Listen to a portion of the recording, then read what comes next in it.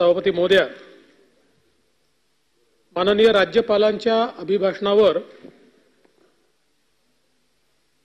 अभिनंदनाचा जो प्रस्ताव आहे त्या संदर्भात जी काही चर्चा झाली त्या चर्चेमध्ये सन्माननीय श्री प्रवीण दरेकरजी, सन्माननीय विरोधी पक्षनेते अंबादास दानवेजी, डॉक्टर मनीषाताई कायंदे, श्री अमोल मिटकरीजी, श्री रमेश दादा पाटीलजी, श्री प्रसाद लाडजी, श्रीमती उमा खापरेजी या सर्व सन्माननीय सदस्यांनी या ठिकाणी सहभाग घेतला, सूचना केल्या, काही टीका केली, काही अभिनंदन केलं आणि काही प्रश्न देखील उपस्थित केले। विशेषतः माननीय विरोधी पक्षनेत्यांनी ट्रिलियन डॉलर इकॉनॉमीच्या संदर्भातला एक मुद्दा या ठिकाणी उपस्थित केला। पहिल्यांदा तर मला एक गोष्ट सांगितली पाहिजे की या वर्षीचा आपला जीएसडीपी आपण जर बघितला तर डॉलरची जी काही स्थिर किंमत आहे त्या किमतीनुसार आपण देशातलं पहिलं राज्य झालो आहे की ज्यांनी $500 ट्रिलियनचा मार्क हा त्या ठिकाणी पार केला आहे आणि ट्रिलियन डॉलर इकॉनॉमीकडे आपली वाटचाल ही आता वेगाने त्या ठिकाणी सुरू झालेली आहे। आज आपण बघितलं तर जगामध्ये 19 देश केवळ असे आहे की ज्यांची इकॉनॉमी ट्रिलियन डॉलरची आहे आणि याच्यामध्ये आज भारताचा जर आपण विचार केला तर भारत हा जगामध्ये 5व्या क्रमांकाची मोठी अर्थव्यवस्था आहे। अमेरिका, चीन, जर्मनी आणि जपान याच्यानंतर भारताचा क्रमांक लागतो आणि भारत वेगाने 5 ट्रिलियन इकॉनॉमीकडे वाटचाल करतोय आणि 2028 साली भारत हा 5 ट्रिलियन इकॉनॉमीचा देश असेल अशा प्रकारे आता सर्व लोक त्या ठिकाणी सांगतायत। आपला देखील प्रयत्न आहे की महाराष्ट्र हा पुढच्या 3, 4, 5 वर्षामध्ये ट्रिलियन डॉलर इकॉनॉमी झाला पाहिजे आणि त्याकरता एक चांगला रोड मॅप आपण तयार केलेला आहे। आपण जर बघितलं तर भारताची वाटचाल काय बघा, 1947 स्वातंत्र्य मिळालं तेव्हापासून 2014 पर्यंतचा जो काळ आहे, 47 ते 2014 भारताची इकॉनॉमी 2 ट्रिलियनची झाली आणि 2014 ते 2024 या 10 वर्षामध्ये ती 4 ट्रिलियनची झाली।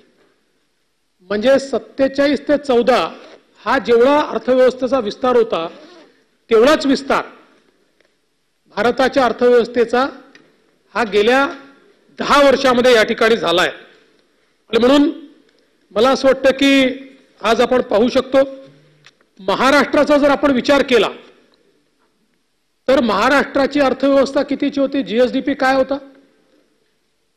2013-14 साली महाराष्ट्राचा जीएसडीपी होता 16.49 लाख कोटी, म्हणजे 16.5 लाख कोटी। गेल्या 10 वर्षात तो किती वाढलाय? तो 16.5 लाख कोटीवरनं तो 40.70 कोटीवर गेलाय, म्हणजे 40.5 लाख कोटी। म्हणजे किती वाढ आहे गेल्या 10 वर्षातली? 24 लाख कोटीची वाढ आहे। 16 लाख कोटीवरनं 10 वर्षामध्ये आपल्या अर्थव्यवस्थेचा विस्तार हा 40.70 लाख कोटीवर गेलाय।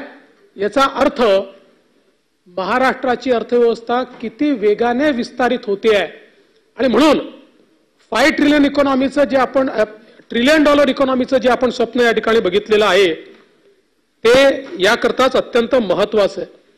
आज मला सांगितलं पाहिजे की आपण या अर्थव्यवस्थेला ट्रिलियन डॉलर अर्थव्यवस्था करण्याकरता एक राज्याची इकॉनॉमिक ॲडवायझरी काउन्सिल तयार केली होती। या इकॉनॉमिक ॲडवायझरी काउन्सिलने एक रोड मॅप आपल्याला तयार करून दिला।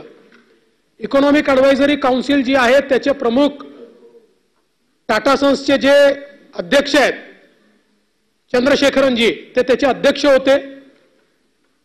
वेगवेगळ्या क्षेत्रातले कृषी असेल, उद्योग असेल, आयटी असेल, 20 टॉप सीईओज किंवा वेगवेगळ्या क्षेत्रात काम करणारे एनजीओज यांचे प्रमुख त्याच्यामध्ये होते आणि त्यांनी आपल्याला $1 ट्रिलियन इकॉनॉमीकडे जाण्याकरता गुंतवणूक कशी केली पाहिजे या संदर्भातली सगळी माहिती या ठिकाणी दिली आणि त्यानुसार आपण ती गुंतवणूक वाढवणं देखील सुरू केलं.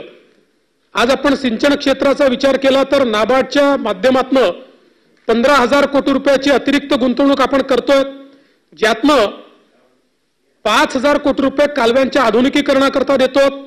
त्यातनं 4.28 लाख हेक्टर सिंचन क्षमता आपण पूर्ण करणार आहोत. 75 अपूर्ण सिंचन प्रकल्प पूर्ण करणार आहोत. ऊर्जा आणि हवामान बदल आणि कृषी या क्षेत्रामध्ये जवळपास $1.1 अब्ज ची गुंतवणूक ही आपण त्या ठिकाणी करतो. ते पुढे मी कुठे करतो हे देखील सांगणार आहे. त्याचप्रमाणे वेगवेगळ्या प्रकारे ग्रीन हायड्रोजन ज्याचा उल्लेख विरोधी पक्षनेत्यांनी केला त्याही संदर्भात मी पुढे सांगणार आहे. कृषीच्या क्षेत्रामध्ये स्मार्ट प्रकल्पाअंतर्गत 767 शेतकरी उत्पादक कंपन्यांना 1,551 कोटी रुपयाचे एकत्रित अर्थसहाय्य आपण मंजूर केले आहे आणि त्यातनं मोठ्या प्रमाणात आज कृषी क्षेत्रातली जी काही मूल्यवाढ आहे आणि मूल्य साखळी निर्मिती आहे ती मोठ्या प्रमाणात होते.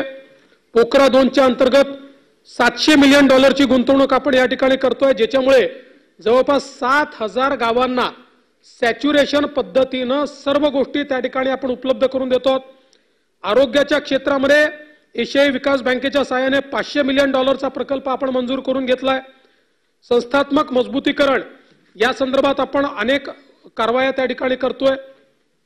एकूण जर आपण बघितलं तर या सगळ्या ज्या उपाययोजना आहेत या उपाययोजनांचा परिणाम काय आहे तर केवळ आपण 22-23 आणि 23-24 या एका वर्षातलं आपल्या जीएसडीपीची वाढ बघितली तर 22-23 साली आपला जीएसडीपी हा 36.5 लाख कोटी होता, तो आता 40.5 लाख कोटी झालाय. म्हणजे जवळपास 4 लाख कोटींनी आपली अर्थव्यवस्था केवळ एका वर्षामध्ये या ठिकाणी विस्तारित करण्याचं काम हे निश्चितपणे झालेलं आहे.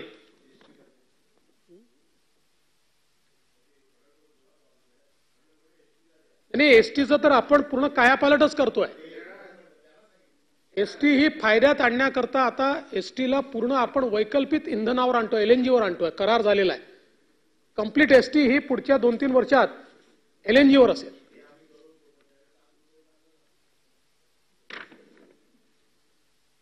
त्यामुळे आपण जर बघितलं तर या ठिकाणी आपल्या राज्याच्या अर्थव्यवस्थेचा वृद्धी दर देखील जवळपास देशाच्या वृद्धी दराप्रमाणेच आहे. अर्थात गेलं जे वर्ष होतं याच्यामध्ये देशात आणि राज्यातही कृषीचं एक मोठं संकट होतं.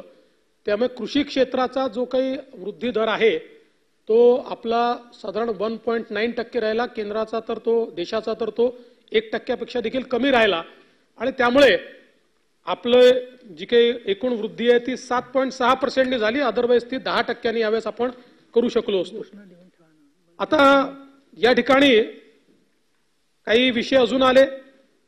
गुंतवणुकीच्या संदर्भात देखील सांगितलं पाहिजे की विशेषतः एफडीआयच्या संदर्भात आपल्याला कल्पना आहे की 2013-14 जर आपण बघितलं तर आपण 6व्या क्रमांकावर एफडीआय मध्ये होतो. 15-16 पासून तर 19 पर्यंत म्हणजे जेवढे वर्ष मी मुख्यमंत्री होतो त्या प्रत्येक वर्षी किती झाली मी दाखवतो आपल्याला. या प्रत्येक वर्षी एफडीआय मध्ये महाराष्ट्र पहिल्या क्रमांकावर होता आणि एकूण 3,62,161 कोटी रुपयाची गुंतवणूक. आणि यातले 2 वर्ष असे होते की एका वर्षी देशात झालेल्या गुंतवणुकीपैकी 47% महाराष्ट्रात आली आणि एका वर्षी 42% महाराष्ट्रात आली. मध्यंतरी महाविकास आघाडीचं सरकार होतं. महाविकास आघाडीच्या सरकारमध्ये 20-21 आपल्याला पार करून गुजरात नंबर 1 झाला आणि 21-22 आपल्याला पार करून कर्नाटक नंबर 1 झाला. गुजरातलाही त्यांनी पार केलं. त्यामुळे हे जरी झालं असलं तरी जसं राज्यामध्ये पुन्हा आपलं नवीन सरकार आलं ते आल्यानंतर 22-23 मध्ये पुन्हा महाराष्ट्र पहिल्या क्रमांकावर आला. 1,18,422 कोटी रुपयाची गुंतवणूक आपल्याकडे आली आणि गुंतवणूक का महत्वाची आहे? कर्नाटक, आपल्या नंतरचे जे 3 राज्य आहेत, कर्नाटक, दिल्ली आणि गुजरात, या तिन्ही राज्यांची जी एकत्रित गुंतवणूक आहे त्यापेक्षा जास्त गुंतवणूक एकट्या महाराष्ट्रामध्ये आली. आणि 23-24 मध्ये पुन्हा 1,25,101 कोटी, म्हणजे साधारण आपण गुजरातचं नेहमी सांगत असता म्हणून सांगतो, ही गुजरातपेक्षा दुप्पट आहे. आणि गुजरात प्लस कर्नाटक या दोन्ही राज्यांना एकत्रित केलं तरी त्यापेक्षा अधिक गुंतवणूक ही आपल्या महाराष्ट्रामध्ये या ठिकाणी आलेली आहे. त्यामुळे आजही गुंतवणुकीचं मॅग्नेट हे महाराष्ट्रच आहे. आणि बाकी जी मॅन्युफॅक्चरिंग मधली गुंतवणूक आहे त्याचा जर आपण विचार केला तर जानेवारी 20 ते जून 22 या काळामध्ये साधारणपणे आपल्याकडे आलेली गुंतवणूक आहे 44,932 कोटीची. आणि जुलै, म्हणजे सरकार आल्यानंतर जुलै 22 ते आज तगायात आपली गुंतवणूक आहे मॅन्युफॅक्चरिंग सेक्टरची 1,71,000 कोटी, म्हणजे जवळपास 3 पट नाही 4 पट, जवळपास 4 पट गुंतवणूक जवळपास ही महाविकास आघाडीच्या काळापेक्षा या 2 वर्षांमध्ये पावणे 4 पट म्हणावी लागेल, 4 पट नाही पूर्ण, एवढी गुंतवणूक या ठिकाणी वाढलेली आपल्याला पाहायला मिळते आहे. आणि म्हणून एकूणच गुंतवणुकीच्या क्षेत्रामध्ये महाराष्ट्राला अग्रेसर आणण्याचं काम हे आपण या ठिकाणी केलं आहे. आपल्याला कल्पना आहे की अलीकडच्या काळामध्ये रोज एक फेक नरेटिव्ह तयार होतो, कुठली माहिती घेतली जात नाही, त्या संदर्भात बोललं जातं. आणि मग सुरतला डायमंड बुर्स सुरू झाल्याबरोबर आता मुंबईचे उद्योग तिकडे गेले, आता मुंबईचं सगळं संपलं, मुंबईचा उद्योग आता तिकडे चाललाय, अशा प्रकारचा नरेटिव्ह तयार करण्याचा प्रयत्न केला. खरं म्हणजे ते झाल्यानंतर मुंबईमध्येच गुंतवणूक वाढली आणि देशातल्या 2 सगळ्यात मोठ्या ब्रँडनी मुंबईला आपलं हेड ऑफिस तयार करून या ठिकाणूनच सगळा व्यवहार करण्याचं ठरवलं. पण त्यासोबत आपण हे लक्षात घेतलं पाहिजे की मुंबई आणि सुरतच्या डायमंड बुर्समध्ये एक कार्यपद्धतीतला मेजर फरक आहे. सुरत हे मॅन्युफॅक्चरिंगचं, तर मुंबई हे मॅन्युफॅक्चरिंग आणि एक्सपोर्टचं हब आहे. या मुंबईच्या हबमधनं एकही उद्योग सुरतला गेलेला नाही. एखाद्याने आपला एक्स्ट्रा तिथे सुरू केला असेल, पण आता असे डायमंड बुर्स वेगवेगळ्या ठिकाणी त्या ठिकाणी उद्घाटित होतील. कुठलंही राज्य करू शकेल, त्यांनी केला म्हणजे आपले जातील असं समजण्याचं कारण नाही आहे. आणि म्हणून आपण जर बघितलं तर भारतामध्ये $38 बिलियन इतकी जेम्स अँड ज्वेलरीची निर्यात ही एकट्या मुंबईतनं होते, जी एकूण निर्यातीच्या 75% आहे. सुरतचा निर्यातीचा वाटा किती आहे? 12% वाटा आहे. जयपूरचा 3% आहे. पॉलिश डायमंड जे आहेत त्याच्यामध्ये एकूण निर्यातीपैकी 97% निर्यात ही एकट्या मुंबईतनं होते. आणि खरं तर या ठिकाणी सांगितलं पाहिजे की कोविडच्या काळामध्ये आपण भारत डायमंड बुर्सला निर्यातीची परवानगी उशिरा दिली. तोच एक काळ असा आहे की ज्यावेळी आपली निर्यात ही 97%वरून 94% आली आणि सुरतची निर्यात वाढून 6% गेली. अदरवाईज आपण जर बघितलं तर आता 23-24 मध्ये आपली निर्यात 97.13% आहे आणि सुरतची निर्यात ही 2.57% केवळ या ठिकाणी आहे. आपण जर स्टडेड गोल्ड ज्वेलरी याची निर्यात बघितली तर यामध्ये देखील आपली निर्यात 67% आहे आणि त्यांची निर्यात 10% आहे. प्लेन गोल्ड ज्वेलरीमध्ये देखील त्यांच्या कितीतरी पट ही आपली या ठिकाणी निर्यात आहे. आता मुंबईचा जेम्स अँड ज्वेलरी पार्कला देखील आपण मान्यता दिली आहे, त्यांना जागा दिलेली आहे, त्याला एक्स्ट्रा FSI दिलेला आहे, वीज दरात सवलत दिलेली आहे. जवळपास या ठिकाणी मोठ्या प्रमाणात गुंतवणूक होणार आहे. आणि एवढंच नाही तर आता लॅब ग्रोन डायमंड हा जो प्रकार आलाय, या प्रकाराकरता देखील आपण त्यांना एक FSI एक्स्ट्रा याकरता दिलाय की जो त्यांनी पूर्ण लॅब ग्रोन डायमंड करता या ठिकाणी वापरायचा आहे. अगदी ऑक्टोबरमध्ये आपण बघितलं मलबार गोल्डने 1700 कोटी रुपयाची गुंतवणूक मुंबईमध्ये केली आहे आणि त्यांनी सांगितलं की आमचं, आणि ही देशातली नंबर 2 ची कंपनी आहे, त्यांनी सांगितलं आता आमचे सगळे ऑपरेशन हे मुंबईतनं चालतील. त्याचप्रमाणे तनिष्कने सुद्धा डायमंडच्या क्षेत्रामध्ये मोठी गुंतवणूक या ठिकाणी मुंबईमध्ये त्यांनी केलेली आहे.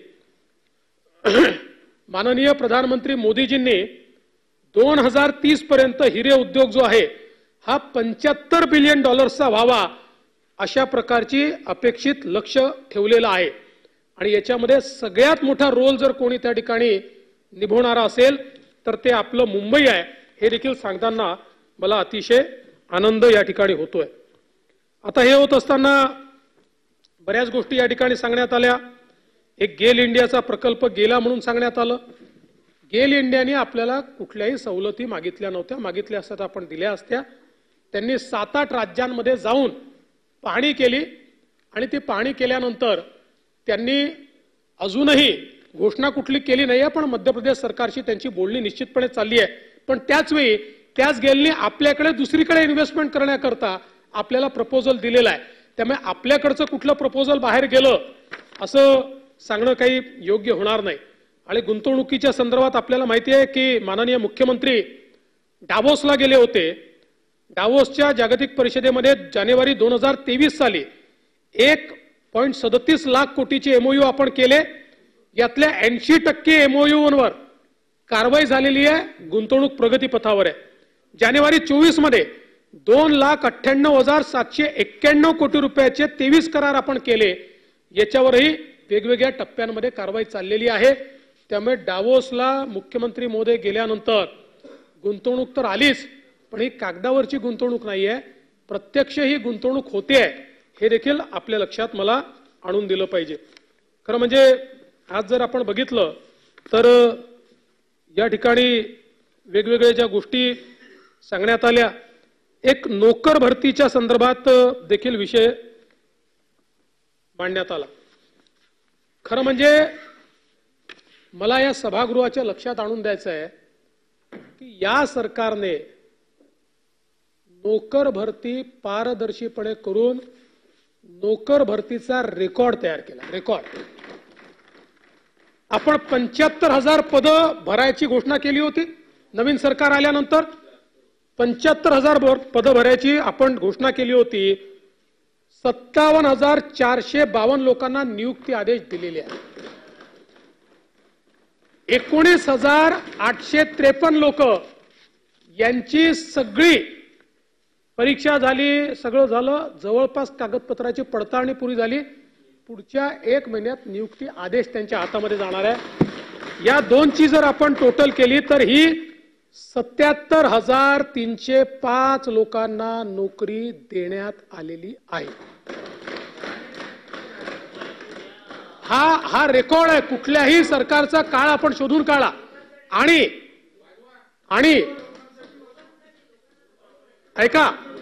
ऐका आणि आता ज्याची कारवाई सुरू आहे, जी पुढच्या 3 महिन्यात आपण संपवू, अशी पदं आहेत 31,201. म्हणजे 2 वर्षाच्या काळात, 2.25 वर्षाच्या काळात 1 लाख लोकांना नोकरी देण्याचा विक्रम, सरकारी नोकरी देण्याचा विक्रम या सरकारने केलाय. आणि हे सगळं करत असताना आपण जर बघितलं, काही नरेटिव्ह देखील तयार होतात. म्हणून मला या ठिकाणी सांगितलं पाहिजे की साधारणपणे आपण किती लोकांची परीक्षा घेतली माहिती आहे? आपण परीक्षा घेतली जवळपास 70 लाख विद्यार्थ्यांची.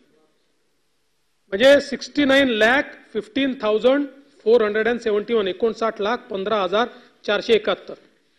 यातल्या काही लोकांनी 4-4 दिले असतील, 5-5 दिले असतील, पण एवढ्या परीक्षा आपण घेतल्या आणि ही पदं आपण त्या ठिकाणी भरली.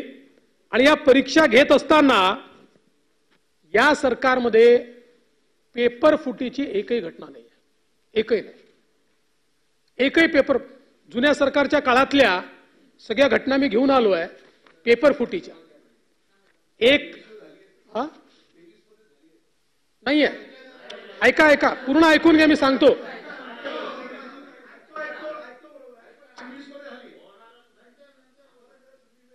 हा ठीक आहे,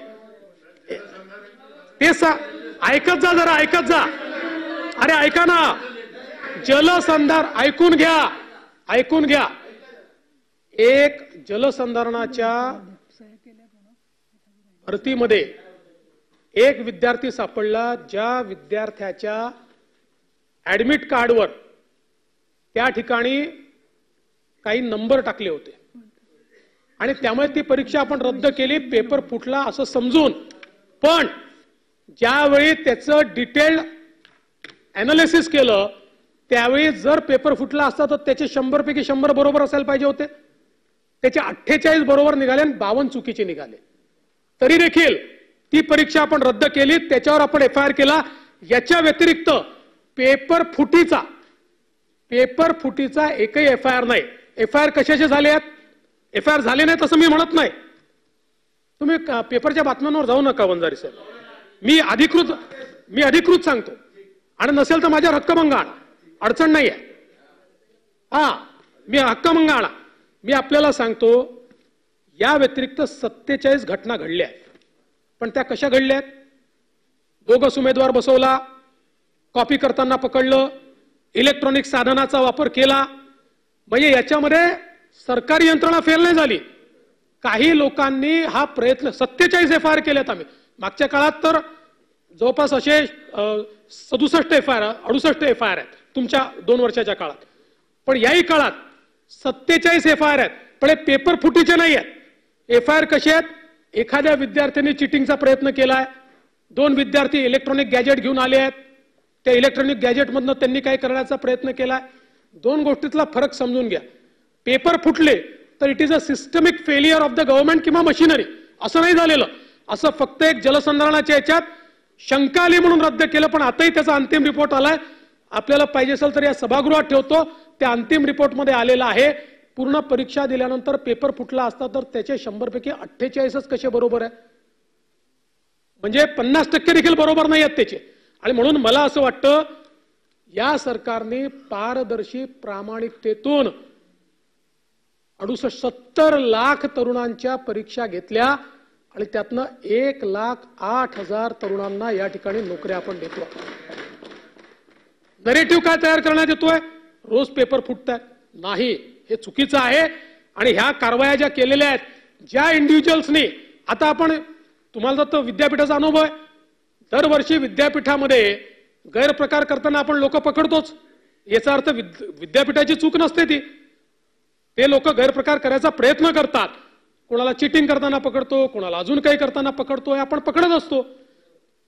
तशाच प्रकारे या ज्या काही, आणि ती जी पण जलसंधारणाची पण जी आहे त्याच्यामध्ये आपण निर्णय घेतला त्यानंतर की संख्या मोठी असल्यामुळे TCSने काय केलं होतं की स्वतःच्या सेंटर सहित काही सेंटर्स घेतले होते. त्यातल्या एका सेंटरवर हे लक्षात आलं आणि म्हणून हाही निर्णय घेण्यात आला की फक्त TCSच्या अधिकृत सेंटरवरच ही परीक्षा होईल, बाहेर ती कोणालाही देण्यात येणार नाही. त्यामुळे ते करेक्टिव्ह आपण घेतलेलं आहे. पण हे सगळं जरी खरं असलं तरीही आपल्याला कल्पना आहे, इतके विद्यार्थी त्या ठिकाणी अभ्यास करतात, प्रयत्न करतात, आणि एखाद्या परीक्षेत काही गैरप्रकार झाला असं लक्षात आलं तर त्यांच्या मनामध्ये एक शंका पण निर्माण होते आणि एक अशा प्रकारची भावना निर्माण होते की असं तर नाही ना की आम्ही इतकी मेहनत करतो आणि कोणीतरी तंत्राचा वापर करून, कोणीतरी व्यवस्थेचा वापर करून त्या ठिकाणी पास होऊन आमची नोकरी घेतो आहे का. आणि म्हणून राज्य सरकारने हा देखील निर्णय घेतला आहे की परीक्षेतल्या गैरप्रकारांच्या विरोधात एक कायदा आपण तयार करतो आहोत आणि याच अधिवेशनामध्ये हा कायदा आणण्याचा आपला मानस आहे, जेणेकरून या ठिकाणी आपल्याला पारदर्शी पद्धतीनं या परीक्षा घेता येतील. आपण यासोबत आपण नमो महारोजगार मेळावा म्हणजे प्रायव्हेट सेक्टर जे आहे, या प्रायव्हेट सेक्टरच्या अपॉर्च्युनिटीज देखील आपल्या तरुणांना मिळाव्यात याकरता आपण नमो महारोजगार मेळावा या ठिकाणी घेतला। जवळपास 23-24 या वर्षामध्ये आपण जे या ठिकाणी मेळावे घेतले, याच्यामध्ये वेगवेगळ्या मेळाव्यांमध्ये आता माझ्याकडे सगळी माहिती आहे की एकेका मेळाव्यात सगळ्यांची एकत्रित माहिती, आता एवढी माहिती देण्याच्या ऐवजी ठाण्याला जो झाला त्याच्यामध्ये 17,529 लोकांना त्या ठिकाणी नोकऱ्या मिळाल्या। बारामतीला जो झाला त्याच्यामध्ये अंतिम निवड झालेले 1285 उमेदवार होते। नगरला जो झाला त्याच्यामध्ये अंतिम निवड झालेले 1954 उमेदवार होते। त्याचबरोबर 8,549 उमेदवारांनी स्वयंरोजगार घेतला। त्याचप्रमाणे लातूरला जो झाला त्याच्यामध्ये 4,548 लोकांना त्या ठिकाणी नोकऱ्या मिळाल्या। नागपूरला जो झाला त्याच्यामध्ये जवळपास 11,000 लोकांना ऑफर लेटर त्या ठिकाणी मिळाले आणि त्यातले 6,000 लोकांना स्वयंरोजगार त्या ठिकाणी मिळाला। त्यामुळे या नमो महारोजगार मेळाव्याच्या माध्यमातून देखील मोठ्या प्रमाणात आपण जी काही भरती आहे ती करू शकलो। पोलीस भरतीच्या संदर्भात देखील या ठिकाणी मला सांगितलं पाहिजे की खूप मोठ्या प्रमाणात हे सरकार आल्यापासून आपण कारवाई केली आणि आताही 17 लाख पदं भरण्याची कारवाई आपली सुरू आहे। याच्यामध्ये जवळपास 25 युनिट जी आहेत त्याची कारवाई पूर्ण झालेली आहे। यावेळेस काही लोकांनी असा देखील आक्षेप घेतला की पावसाळ्याच्या काळात आपण का करताय, परंतु ते करण्याचं कारण एवढंच होतं की समजा आता आपण केलं नाही आणि पावसाळ्यानंतर केलं तर आचारसंहिता लागली तर हे वर्ष पूर्ण चाललं जाईल आणि मग त्या उमेदवारांना दुसरी संधी मिळत नाही। जे उमेदवार शेवटच्या वर्षामध्ये असतात, एक वर्ष जर निघून गेलं तर त्यांना पुढची संधी त्या ठिकाणी प्राप्त होत नाही आणि म्हणून आपण आपल्या सगळ्या युनिट्सला सांगितलं की ज्या युनिटमध्ये अशी भरती करताना शक्य आहे जिथे चाचण्या फील्डच्या, कारण सगळीकडे युनिफॉर्म आपल्याकडे पाऊस नसतो, काही ठिकाणी उशिरा पाऊस असतो, त्यामुळे पावसाची परिस्थिती पाहून त्या प्रकारे आपण करावी आणि मला आनंद वाटतो की 25 युनिटनी तर आपली जी काही भरती प्रक्रिया आहे ती अगदी अंतिम स्टेजला त्या ठिकाणी नेलेली आहे आणि जवळपास आपण जर बघितलं तर या ठिकाणी 55% आपली प्रक्रिया ही मैदानी चाचणीची पूर्ण झाली आहे आणि बाकी पण चाचणी ही या ठिकाणी पूर्ण होते आहे। एकूण जर बघितलं तर या कार्यकाळामध्ये आपली जी पोलीस भरती आहे ही आता 40,000च्या वर जाणार आहे, मोर दॅन 40,000। हा देखील एक रेकॉर्ड आहे की 2 वर्षाच्या काळामध्ये 34,000 आणि प्लस 9,000 अशी ही पोलीस भरती या ठिकाणी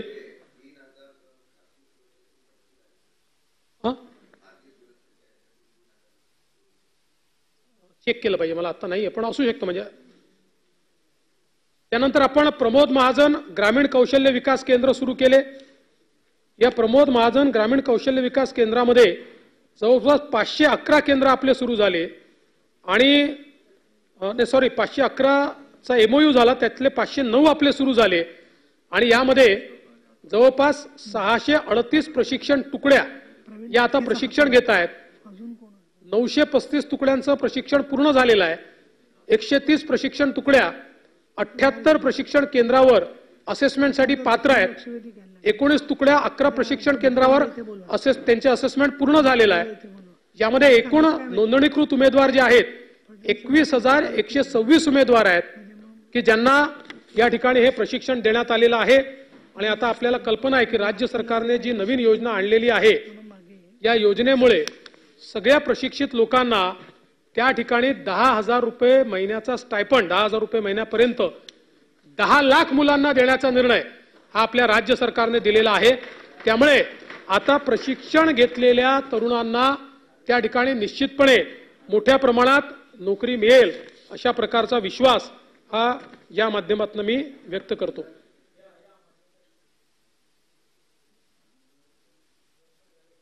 खरं म्हणजे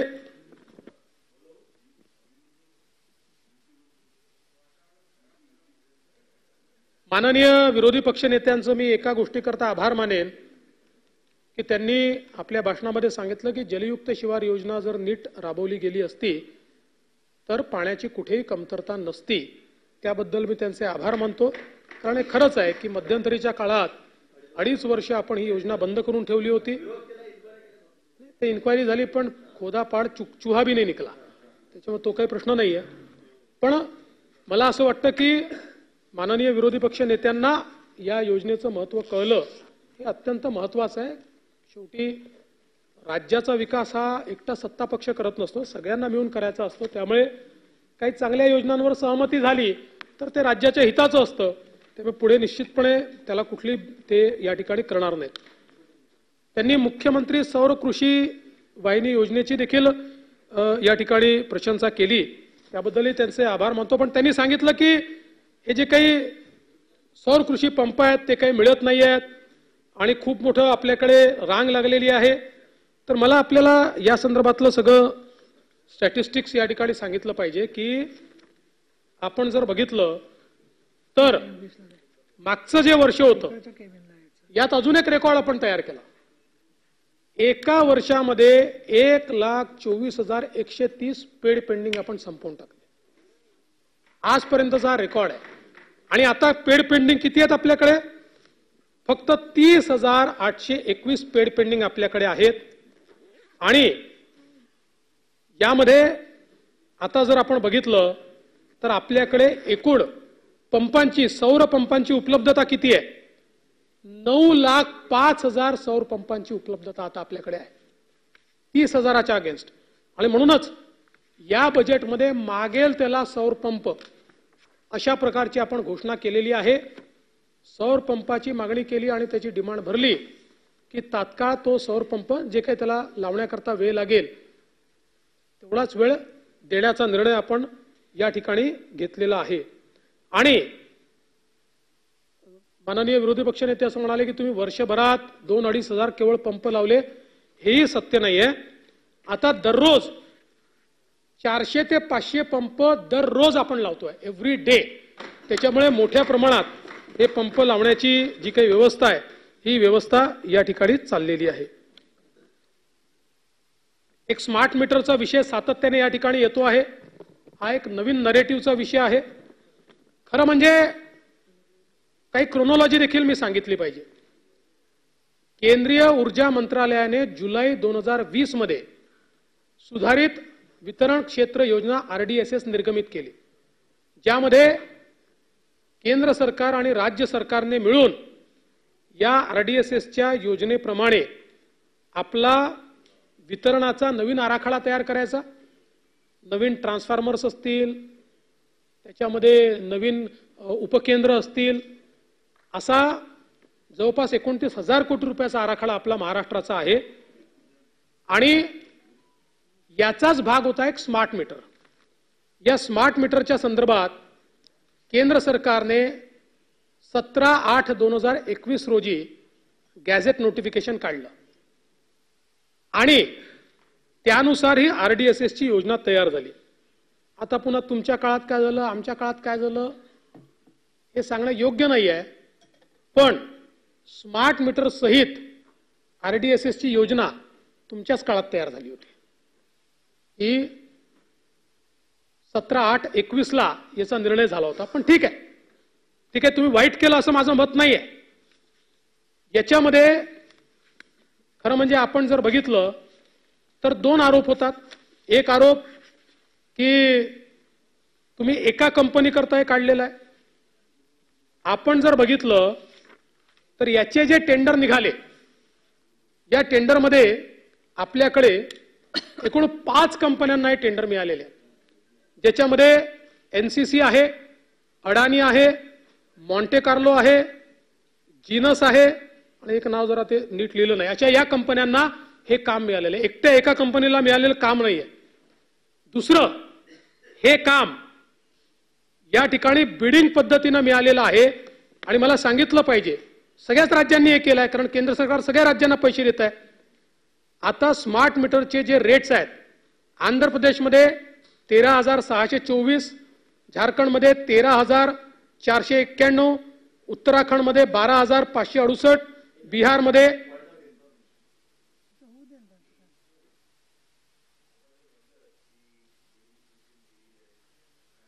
पैकी एकाच कंपनीला का देतोय? एकच कंपनीला आरोप याच्यासाठी आहे की त्याच्यात अट घातली आहे की ज्या कंपनीला सौर आणखीन दुसरी हायड्रो जे देऊ शकतात अशाच कंपन्यांना एलिजिबल केलं जाईल आणि अशा कंपन्यांमध्ये फक्त अडाणी एकटीच एलिजिबल होते म्हणून हा आरोप आहे. नाही परब साहेब, थोडं ब्रीफिंग चुकलंय.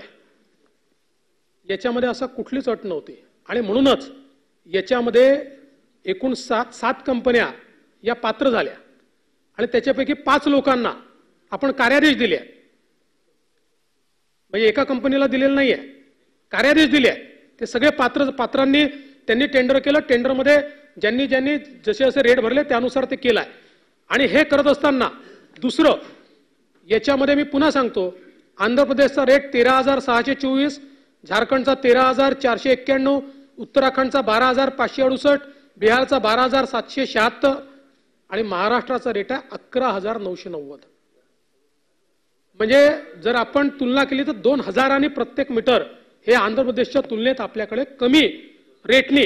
आणि आपल्या मीटरचं जर आपण स्पेक्स बघितले तर यांच्या मीटरच्या स्पेक्स, कारण याच्यापेक्षा कमी रेटचे मिळतात, 10,000चे मिळतो, 9,000. आपले जर आपण स्पेक्स बघितले तर आंध्रच्या किंवा झारखंडच्या मीटरपेक्षा चांगल्या स्पेक्सचे मीटर हे आपल्याला या ठिकाणी प्राप्त झालेले आहेत. त्यामुळे कुठेतरी अडाणींकरता टेंडर काढलं, अडाणींना दिलं, हे चुकीचं आहे. याच्यामध्ये या इतर कंपन्या देखील आल्यात, त्यांनाही कार्यादेश मिळालेले आहेत.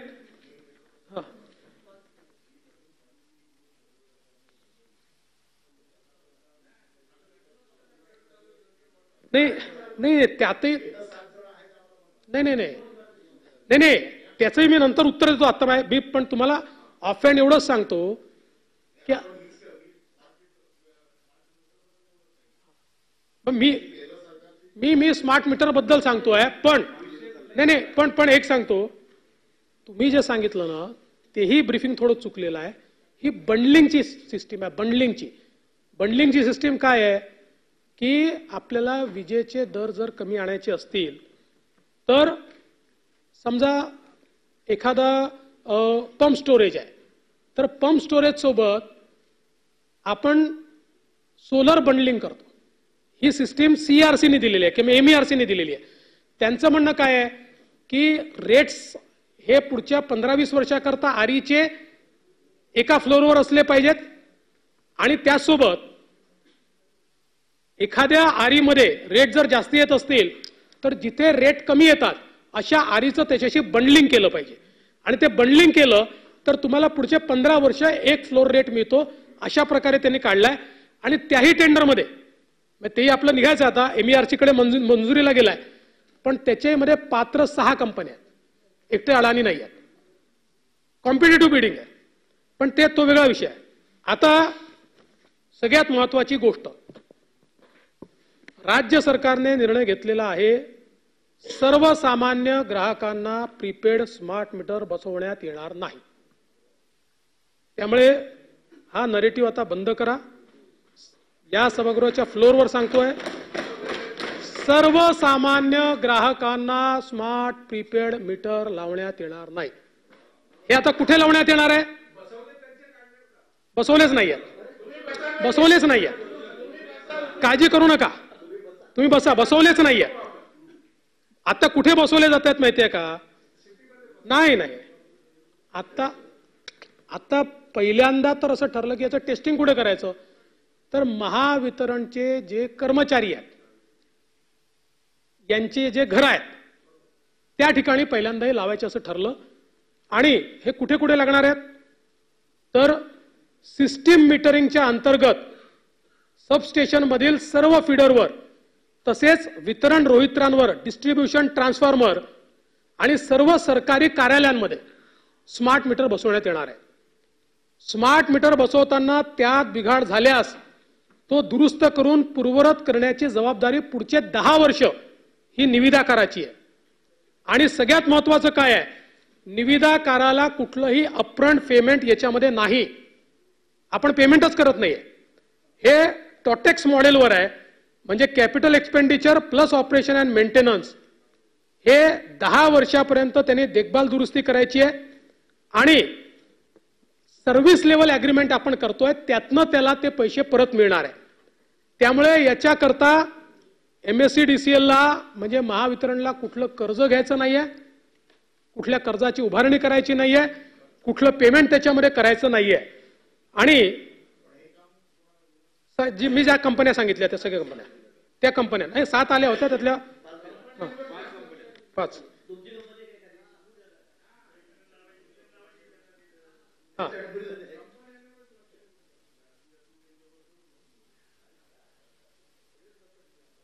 आणि याच्यामध्ये केंद्र सरकार आपल्याला प्रत्येक मीटरच्या पाठी काही अनुदान त्या ठिकाणी देत आहे. त्यामुळे स्मार्ट मीटर बसवल्यामुळे जी वाणिज्यिक हानी कमी होणार आहे त्यातनंच याचे पैसे द्यायचे आहेत.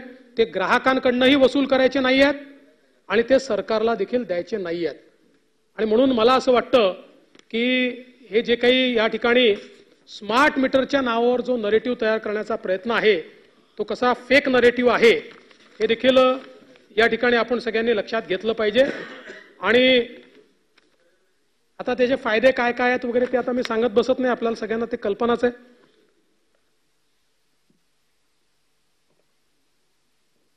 एक माननीय विरोधी पक्षनेत्यांनी किसान सन्मान योजनेच्या संदर्भातला मुद्दा उपस्थित केला होता. खरं म्हणजे आता केंद्र सरकारने त्यांचा हप्ता दिला की आपला हप्ता आपण देतो. केंद्र सरकारने नवीन पंतप्रधान मोदींनी शपथ घेतल्यानंतर नवीन मंत्रिमंडळामध्ये किंवा नवीन निर्णयामध्ये पहिला निर्णय हा केला आणि शेतकऱ्यांना किसान सन्मान योजनेचा हप्ता त्यांनी दिलाय. ते ज्यांना हप्ता देतात त्यांनाच आपण हप्ता देतो. त्यामुळे आता त्याची माहिती पुन्हा आपण घेतलेली आहे आणि त्यानुसार आपलाही जो हप्ता आहे तो आपण लवकरात लवकर या ठिकाणी शेतकऱ्यांच्या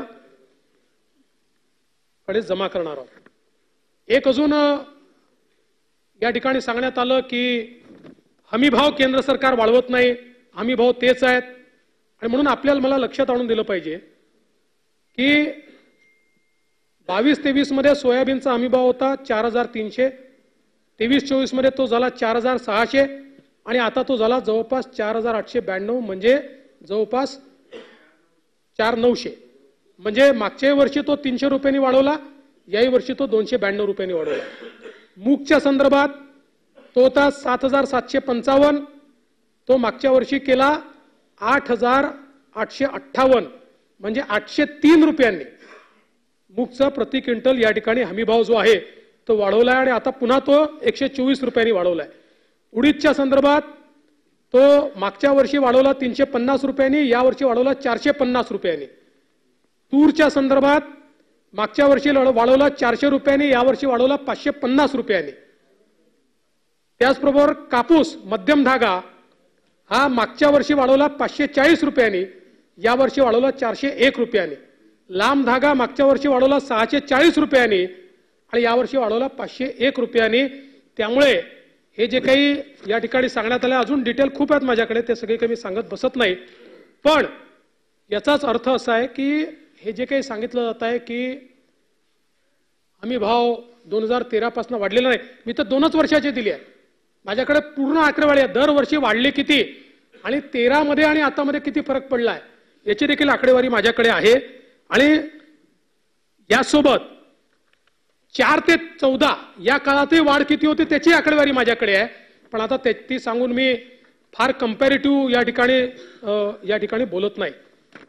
यासोबत आज आपल्याला कल्पना आहे की विशेषतः राज्य सरकारने सिंचनाच्या संदर्भात मोठ्या प्रमाणात काम सुरू केलंय. महाविकास आघाडीच्या सरकारमध्ये जी सुधारित प्रशासकीय मान्यता होती त्याच्यावर मोठ्या प्रमाणात आपण रोक लावून दिली होती. त्याचं कारण काय होतं माहित नाही. मी ज्यावेळेस तत्कालीन सिंचन मंत्री माननीय जयंतराव पाटील यांना विचारलं तर ते नेहमीच्या पद्धतीने हसले आणि मला म्हणाले आता मी काय करू, माझा तर प्रयत्न होता पण नाही झालं. पण जे काय असेल, मला सांगताना आनंद वाटतो की आतापर्यंत आपण 121 सिंचन प्रकल्पांना या ठिकाणी फेर प्रशासकीय मान्यता दिली आहे. आणि यासोबत सगळ्यात महत्वाकांक्षी कार्यक्रम राज्य सरकारने हातात जर कुठला घेतला असेल तर तो या ठिकाणी नदी जोड प्रकल्प जे आपण करतो आहोत की ज्यातनं मोठ्या प्रमाणात तुटीच्या खोऱ्यामध्ये पाणी हे पोचणार आहे. यातला एक महत्त्वाचा प्रकल्प आहे वैनगंगा नळगंगा नदीजोड प्रकल्प. आपल्याला कल्पना आहे की गोसेखुर्दच्या खालून 100 टीएमसी पाणी वाहून जातं. जे पाणी वरचा मध्य प्रदेश वापरू शकत नाही, जे पाणी खालचा तेलंगणा आंध्र प्रदेश वापरू शकत नाही, हे समुद्रात जातं. आणि म्हणून याच्यावर आपण योजना तयार केली आणि यातलं 62 टीएमसी पाणी जे आहे हे आता वापरायच्या संदर्भात हे वैनगंगा नदीतनं नळगंगा नदीपर्यंत न्यायचं. अशा प्रकारचं आपण हा कार्यक्रम हातामध्ये घेतलेला आहे. याच्यामध्ये जवळपास विदर्भातलं 3,71,000 हेक्टर एवढी जमीन ओलिताखाली येणार आहे आणि जवळपास सगळ्या दुष्काळी पट्ट्यातली आहे. यामध्ये नागपूर, वर्धा, अमरावती, यवतमाळ, अकोला आणि बुलढाणा या सगळ्या जिल्ह्यांचा समावेश आहे. आणि आता याच्या पुढच्या लिंकवर आम्ही काम करतोय, त्यात वाशिम जिल्हा देखील त्यामध्ये समाविष्ट होणार आहे. या प्रकल्पाच्या अंतर्गत 31 नवीन धरणं आणि 6 अस्तित्वातील धरणांची उंची वाढ, तसेच जवळपास 426 किलोमीटरचा या ठिकाणी आपण कालवा तयार करणार आहोत, जोड कालवा. म्हणजे एक प्रकारे या नदीपासून त्या नदीपर्यंत 426 किलोमीटरची नवीन नदी तयार होणार आहे. आणि यातनं आपण जर बघितलं तर प्रकल्पाची अंदाजित किंमत 88,575 कोटी आहे आणि गुणोत्तर 1.55 आहे आणि आर्थिक परतावा देखील 9.26% आहे. म्हणजे चांगला आर्थिक परतावा याच्यामध्ये आहे. याला सगळ्या प्रकारच्या मान्यता आपण घेतलेल्या आहेत. आता फाईल राज्यपालांकडे गेलेली आहे. त्यांची सही झाल्यानंतर याचं टेंडर आपण त्या ठिकाणी काढू. आमचा प्रयत्न आहे की या संदर्भातलं जे काही कार्य आहे हे, कारण याचा पहिल्यांदा आपल्याला एक अन्वेषणाचा अहवाल तयार करावा लागतो, त्याचं काम तर आता लगेच आपण सुरू करणार आहोत या टेंडर नंतर. आणि मोठ्या प्रमाणात विदर्भाचं चित्र हे या ठिकाणी बदलणारा अशा प्रकारचा नदीजोड प्रकल्प आहे. दुसरा आपल्याला कल्पना आहे दमणगंगा एकदरे गोदावरी 1.16 टीएमसी क्षमतेचं जे एकदरे धरण आहे तिथे हा बांधण्याचं प्रस्तावित आहे. यातनं 3.55 टीएमसी पाणी आपल्याला प्राप्त होणार आहे. दमणगंगा वैतरणा गोदावरी ही वैतरणा उपखोऱ्यातले 4 धरणं बांधून 5.68 टीएमसी पाणी आपल्याला गोदावरी खोऱ्यामध्ये त्या ठिकाणी मिळणार आहे. उल्हास खोऱ्यातनं गोदावरी खोऱ्यामध्ये वैतरणा खोऱ्यातलं 34 टीएमसी पाणी हे गोदावरी खोऱ्याकडे वळवण्याचा आपण प्रस्तावित केलाय. याचा आता मंजुऱ्या सगळ्या आपण घेतलेल्या आहेत आणि आता आपण याचं टेंडर काढतो आहे की ज्याच्यामध्ये याचा डीपीआर आणि त्याचं जे अंतिम आराखडा आहे तो तयार करण्याच्या संदर्भातलं टेंडर आपण काढतोय. त्यानंतर वैतरणा खोरे आणि गोदावरी खोरे याच्यामध्ये उल्हास खोऱ्यातलं 19.90 टीएमसी पाणी परत गोदावरी खोऱ्यामध्ये आणण्याच्या संदर्भात प्राथमिक अन्वेषण अहवाल तयार झालेला आहे. सविस्तर सर्वेक्षण आणि अन्वेषण अंती त्याचं जे काही अंदाजपत्रक आहे ते तयार करण्यात आलेलं आहे आणि आता जस्ट हे मान्यतेकरता शासनाकडे आलेलं आहे. कोकणातनं तापी खोऱ्यामध्ये जे पाणी न्यायचं आहे ज्याच्यामध्ये नार पार गिरणा हा देखील एक अत्यंत महत्वाचा प्रकल्प आहे, ज्यातनं पश्चिमी वाहिनी नार पार आणि औरंगा या नदी खोऱ्यातनं 10.64 टीएमसी पाणी वापर हा प्रस्तावित आहे. या प्रकल्पामुळे नाशिक जिल्ह्यातला कळवण, देवळा, मालेगाव तालुक्यातील मोठा भाग, जळगाव जिल्ह्यातील काही भाग असा एक मोठा भाग आहे की ज्याला या ठिकाणी फायदा होणार आहे. जवळपास मालेगाव तालुक्यात कळवण, देवळा, मालेगावमध्ये 25,000 हेक्टर, जळगाव जिल्ह्यात 17,000 हेक्टर, स्थानिक वापर 7,000 हेक्टर असं जवळपास 49,000 हेक्टर जमिनीला याचा लाभ होणार आहे. या योजनेत 9 नवीन धरणं आपण त्या ठिकाणी तयार करतो आहोत आणि त्यातनं तापी खोऱ्यातलं पाणी चकणापूर धरणामध्ये आपण आणण्याची योजना तयार केली आहे. 7,015 कोटी रुपयाची याची किंमत आहे आणि याचा आर्थिक परतावा 11% आहे. त्यामुळे अतिशय फिजिबल अशा प्रकारचा खरं म्हणजे हा प्रकल्प त्या ठिकाणी आहे आणि याला देखील SLTCने मान्यता दिलेली आहे आणि आता MWRRA कडे गेलाय. पुढच्या 15 दिवसात त्याची देखील मान्यता ही आपण घेणार आहोत. त्यामुळे मेगा रिचार्जची आता माहिती पूर्ण नाही आहे माझ्याकडे, पण त्याचं काम सुरू केलंय आपण. त्यामुळे जवळपास या सरकारने तुटीच्या खोऱ्यामध्ये वाहून जाणारं पाणी, अतिरिक्त खोऱ्यातलं पाणी, हे सगळं जवळपास या ठिकाणी 1.5 लाख कोटी रुपये खर्च करून आणण्याचा निर्णय घेतलेला आहे. त्याच्या सगळ्या कारवाया या आता अंतिम टप्प्यामध्ये आहे आणि मला विश्वास आहे की येत्या वर्षभरामध्ये, यावर्षी त्याचं सगळं आपण संपवू. कारण याच्यातला सगळ्यात क्रिटिकल भाग जो असतो, जसा आपण जर विचार केला तर हा जो वैनगंगा नळगंगा प्रोजेक्ट आहे, याचा DPR आणि अन्वेषण याला 1600 कोटी रुपये खर्च आहे. हे सगळं काम आता आपण पूर्ण करतो आहोत आणि कुठल्याही परिस्थितीमध्ये येत्या वर्षात याचं काम सुरू झालं पाहिजे. पहिल्यांदा आमची मानसिकता होती या वर्षात करता आलं पाहिजे, पण मध्ये एक आचारसंहिता आणि दुसरी आचारसंहिता, त्यामुळे हे काम होऊ शकणार नाही.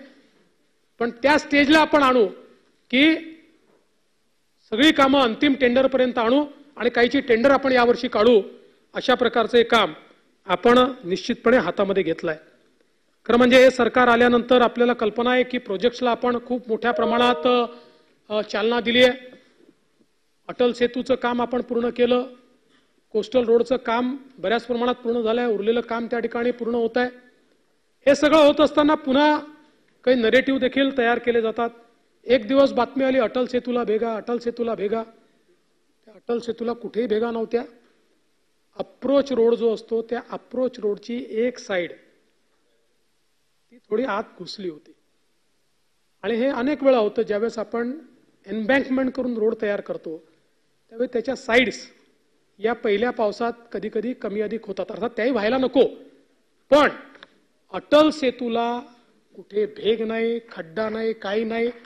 त्याचे फोटो देखील मी आणलेले आहेत, ते देखील मी आपल्याला सगळे दाखवू शकतो.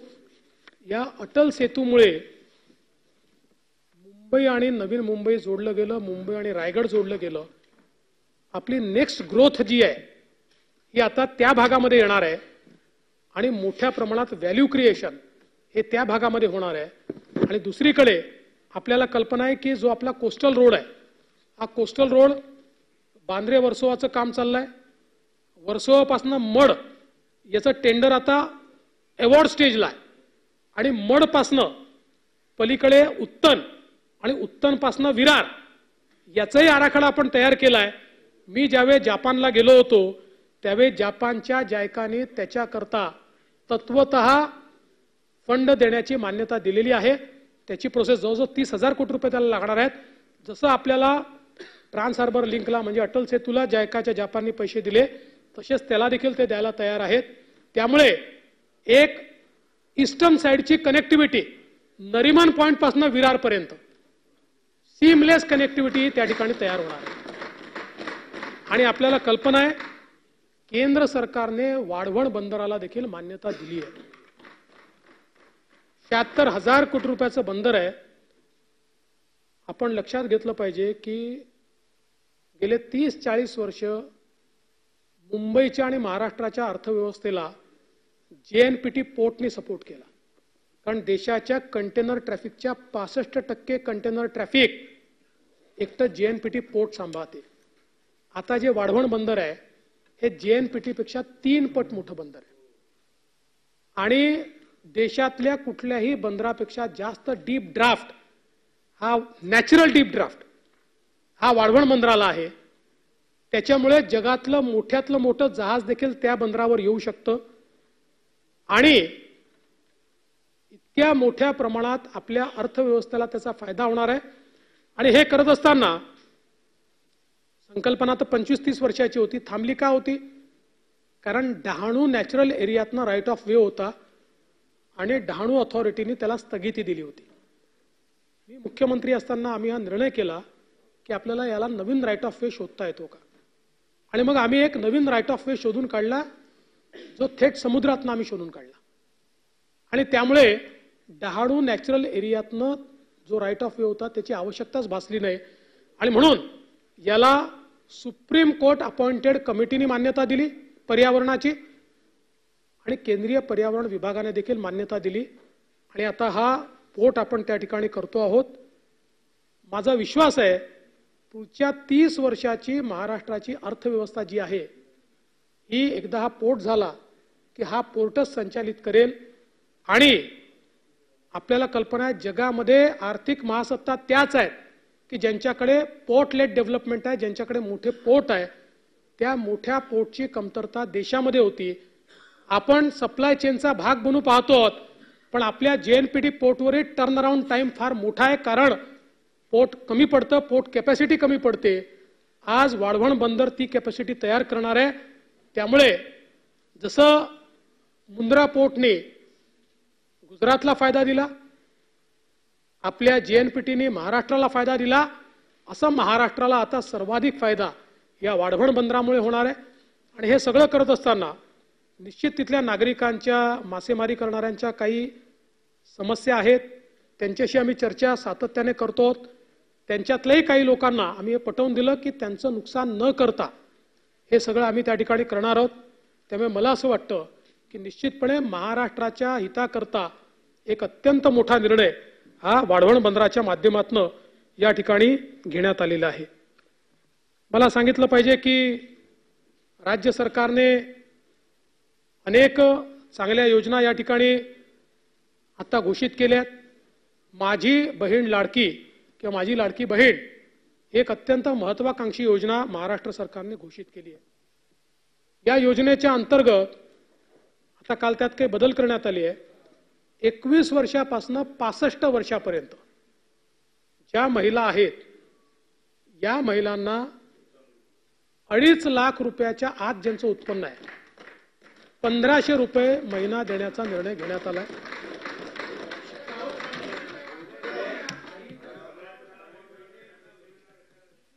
यामध्ये 5 एकराची जी अट टाकली होती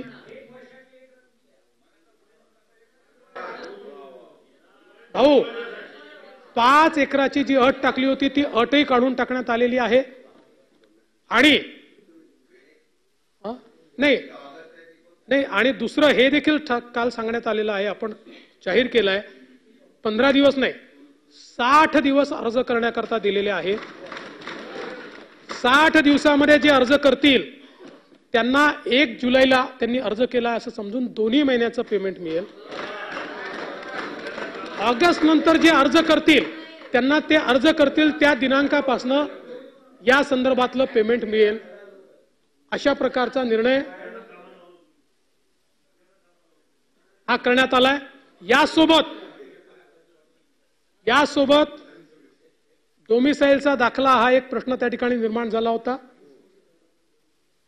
योजना राज्यातल्यांना करताच आहे त्यामुळे काहीतरी आपल्याकडे पाहिजे आणि म्हणून त्याला पर्याय देण्यात आले आहेत की नवऱ्याचा जन्म जर राज्यातला असेल त्याचं जन्माचं सर्टिफिकेट चालेल, रेशन कार्ड 15 वर्षाचं असेल ते रेशन कार्ड चालेल, मतदार यादीतलं नाव असेल ते मतदार यादीतलं नाव चालेल, असे अनेक पर्याय दिलेले आहेत.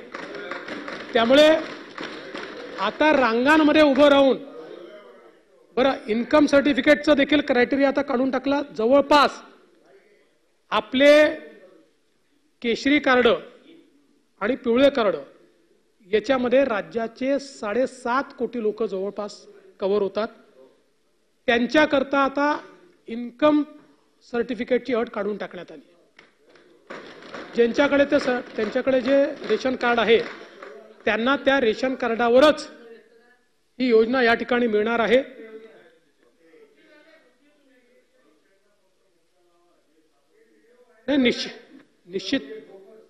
निश्चितपणे मी या माध्यमातनं आमच्या सर्व भगिनींना विनंती करतो कोणीही एजंटच्या नादी लागू नका. कोणी जर एजंट येत असेल तर तक्रार करा. अमरावतीमध्ये एका सरकारी कर्मचाऱ्यांनी गडबड करण्याचा प्रयत्न केला. काल त्याला नोकरीतनं काढून टाकलं, सस्पेंड केलं आणि त्याला बडतर्फ देखील करण्याचा विचार राज्य सरकार करत आहे. यासोबत सेतू केंद्र वगैरे यांनी किंवा आपल्या अंगणवाडी सेविका असतील, या सगळ्यांनी या योजनेमध्ये मदत करावी म्हणून प्रति व्यक्ती किंवा प्रति फॉर्म 50 रुपये राज्य सरकार त्यांना देणार आहे आणि याच्या वरचे पैसे जो सेतू केंद्रवाला घेईल आणि तशा प्रकारचा पुरावा मिळेल त्यांचं सेतू केंद्र रद्द करण्यात येईल, हाही निर्णय घेण्यात आला. काढले सगळे ऑर्डर काढलेले आहेत. त्यामुळे पारदर्शी पद्धतीने हे करण्याचा आपला प्रयत्न आहे. अर्थात सुरुवातीच्या काळात काही अडचणी येतात, कारण शेवटी आपण ऑनलाईन पद्धतीने या सगळ्या गोष्टी, ऑफलाईनही चाललाय पण ऑनलाईन जेवढं होईल तेवढं जास्त लवकर आपल्याला पैसे देता येतील. त्यामुळे जेवढं जास्तीत जास्त ऑनलाईन करता येईल तेवढा आपला प्रयत्न आहे. आता हे खरं आहे की एकाच दिवशी खूप लोक तुटून पडतात त्याच्यावर, किंवा खूप सेतू केंद्रवाले एका वेळी जेव्हा लॉग इन करतात तर सुरुवातीच्या काळामध्ये काही काळ आपल्याला ते सर्व्हर स्लो झालाय वगैरे असं पाहायला मिळतं. आता त्याही अडचणी काढल्या, जिथे अडचणी दिसत आहेत त्या अडचणी दूर करण्याचा आपला प्रयत्न आहे.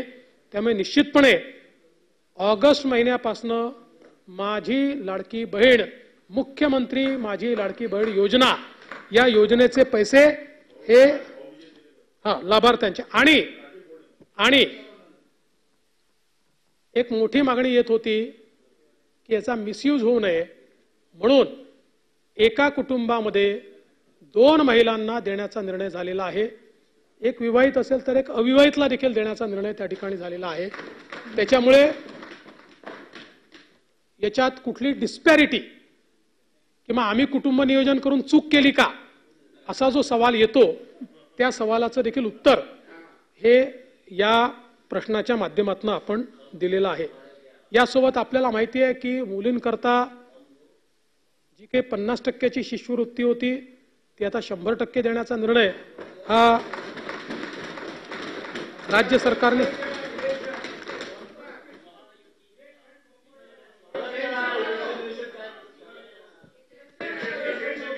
भाऊ नाही, एक मिनिट भाऊ, शांतता ठेवा. खटाखट काय होतं?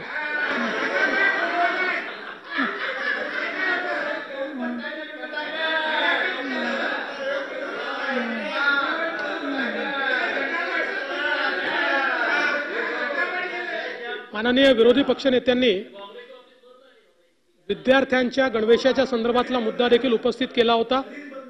पहिल्यांदा सरकारने निर्णय केला की सर्व विद्यार्थ्यांना त्यांची जात धर्म काही न पाहता 100% विद्यार्थ्यांना गणवेश देण्याचा निर्णय राज्य सरकारने घेतला.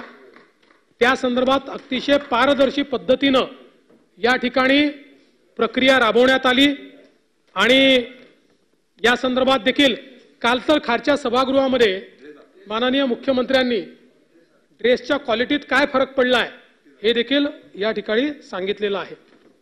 यासोबत काही योजना अजून माननीय मुख्यमंत्र्यांनी घोषित केल्या आहेत. त्यामध्ये मुख्यमंत्री तीर्थ योजना आहे, ज्यात राज्यातल्या ज्येष्ठ नागरिकांना तीर्थदर्शन करण्याची योजना ही तयार करण्यात आली आहे. मुख्यमंत्री वयोश्री योजना आहे की ज्याच्यामध्ये केंद्र सरकारच्या वयोश्री योजनेमध्ये जे गॅजेट्स नाही आहेत पण 60 वर्षाच्या वरच्या लोकांना लागतात असे सगळे गॅजेट्स हे राज्याच्या योजनेतून देण्याकरता या ठिकाणी मुख्यमंत्री वयोश्री योजना त्या ठिकाणी सुरू केलेली आहे. आणि यासोबत वेगवेगळ्या योजना ज्या आहेत त्या देखील आपल्या सर्वांना त्याची कल्पना आहे.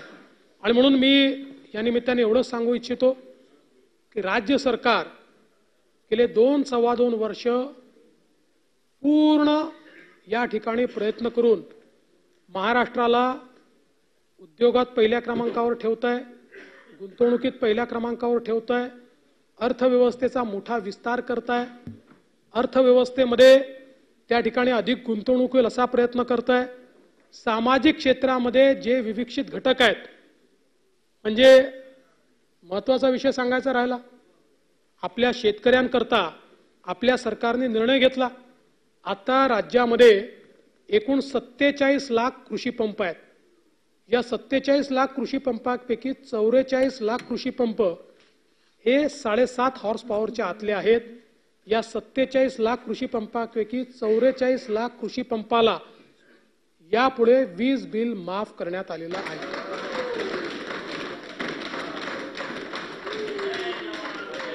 असे शशिकांतजी 3 लाख पंपांनी काही 3 लाख पंपांनी काही फार फरक पडतो असं राज्य सरकारचं मत नाही. प्रिन्सिपली हे का केलंय, आपल्याला पाणी उपसा जो आहे त्याच्यावरही निर्बंध आणायचे आहेत. आणि आपण जर 10 हॉर्स पॉवर केलं, भीती अशी आहे सगळे 7 हॉर्स पॉवर वाले आता मोफत वीज आहे म्हणून जर 10 हॉर्स पॉवरला गेले, सगळे नाही जाणार पण काही लोक जाऊ शकतात. कारण शेवटी माणूस आपल्या बजेटचा विचार करतो, मग थोडक्यात करून घ्यावं म्हणून मग 7 हॉर्स पॉवर लावून टाका. तर त्या ठिकाणी जर अधिक उपसा सुरू झाला तर मोठ्या प्रमाणात अडचण होईल. तथापि 10 हॉर्स पॉवर वाले जे लोक आहेत त्यांना काही वेगळा इन्सेंटिव्ह देता येईल का याचा जरूर आम्ही विचार करू, कारण तेही आपलेच नागरिक आहे. पण याच्या मागची भावना त्यांना बाजूला ठेवणं अशी नाही आहे. याच्या मागची भावना पाण्याचा उपसा हा थोडा रेग्युलेट राहिला पाहिजे एवढीच भावना आहे.